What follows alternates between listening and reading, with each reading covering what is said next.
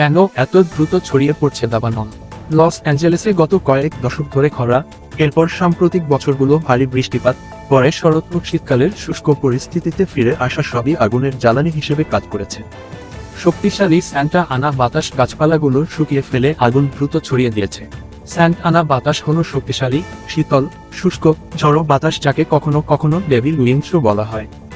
এই উচ্চ চাপ বায়ু যুক্তরাষ্ট্রের পশ্চিমাঞ্চলের গ্রেট বেসিন এলাকা, যা মূলত নেভাদা, ইউটা, আইডাহো ও দক্ষিণ পূর্ব ওরেগনের ঊষর মরুভূমি অঞ্চল থেকে উৎপন্ন হয় এবং ক্যালিফোর্নিয়ার দিকে প্রবাহিত হয়। বৃহস্পতিবার হলিউডেও প্যালিসেডসের মতো একই রকম বিশৃঙ্খল দৃশ্য দেখা দেয়। দাবানলের আগুন ছড়িয়ে পড়লে অনেক রাস্তা যানজটে আটকে যায়। হাজার হাজার মানুষ তখন একসাথে বের হওয়ার চেষ্টা করছিল। বিশেষজ্ঞরা বলছেন, জরুরি পরিস্থিতিতে লস অ্যাঞ্জেলেস থেকে পালানো সহজ নয়। লস অ্যাঞ্জেলেসের রাস্তাগুলো সংকীর্ণ, আঁকাবাঁকা, যা সেখানে থেকে দ্রুত সরে যাওয়ার পথে বাধা সৃষ্টি করতে পারে।